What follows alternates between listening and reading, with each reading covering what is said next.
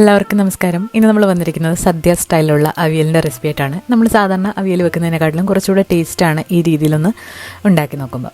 അപ്പോൾ അതിന് വേണ്ടിയിട്ട് ആദ്യം തന്നെ നമ്മൾ അടികട്ടിയുള്ളൊരു ചീനിച്ചട്ടി ചൂടായി വരുമ്പോൾ 2 ടേബിൾ സ്പൂൺ വെളിച്ചെണ്ണ ഒഴിച്ചു കൊടുക്കാം. നമ്മൾ വെള്ളം ഒട്ടും ചേർക്കാതെ ഉണ്ടാക്കുന്ന ഒരു അവിയലാണ്. വെളിച്ചെണ്ണ ചൂടായി വരുമ്പോൾ ഇതിലേക്ക് 2 തണ്ട് കറിവേപ്പില ഇട്ട് കൊടുത്തിട്ടുണ്ട്. ഇനി ഇതിലേക്ക് അരിഞ്ഞു വെച്ചിരിക്കുന്ന പച്ചക്കറികൾ ചേർക്കാം. നീളത്തിലരിഞ്ഞ പച്ചക്കറികൾ ഏതൊക്കെയാണെന്നുള്ളത് ഞാൻ സ്ക്രീനിൽ കൊടുത്തിട്ടുണ്ട്.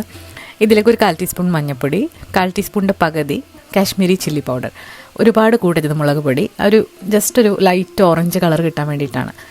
ആവശ്യത്തിനുള്ള ഉപ്പ്. ഇനി നന്നായിട്ടിത് മിക്സ് ചെയ്യാം.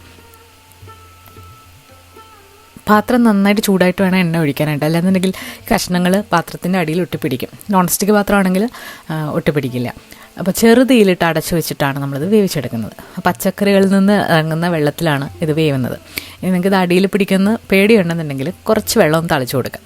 പച്ചക്കറികൾ ഒരു പകുതി വേവാകുമ്പോഴത്തേക്ക് ഇതിലേക്ക് നമ്മൾ ഒരു മുരിങ്ങയ്ക്ക തൊലി കളഞ്ഞ് 2ആയിട്ട് മുറിച്ചത് ഇതിലേക്ക് ഇട്ട് കൊടുത്തിട്ട് ഇളക്കാം. മുരിങ്ങയ്ക്ക ആദ്യമേ ഇട്ട് കൊടുക്കുകയാണെന്നുണ്ടെങ്കിൽ മുരിങ്ങയ്ക്ക പെട്ടെന്ന് വെന്തിട്ട് പോകും. അതുകൊണ്ടാണ് അടച്ചു വെച്ച് ചെറുതിൽ വേവിച്ചെടുക്കുന്നുണ്ട്.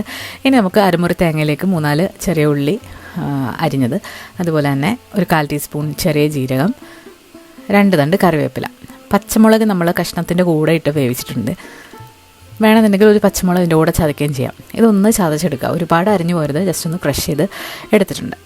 അപ്പോൾ ഇനി നമുക്കിത് വെന്ത് വന്നിരിക്കുന്ന കഷ്ണങ്ങളിലേക്ക് ചേർക്കാം. കഷ്ണങ്ങളൊന്നും അധികം ഉടഞ്ഞു പോകാതെ എന്നാൽ അത്യാവശ്യത്തിന് നന്നായിട്ട് വെന്ത് വന്നിട്ടുണ്ട്. ഇനി ഇതിലേക്ക് നമ്മൾ തയ്യാറാക്കി വെച്ചിരിക്കുന്ന അരപ്പിതിൻ്റെ മുകളിലായിട്ടൊന്ന് നിരത്തി കൊടുക്കുക. തീ ഒന്ന് കുറച്ച് വെച്ചിട്ട് അടച്ചു വെച്ച് ഇനി ഈ അരപ്പിലേക്ക് നന്നായിട്ട് ആവിയൊക്കെ കയറി വരണം.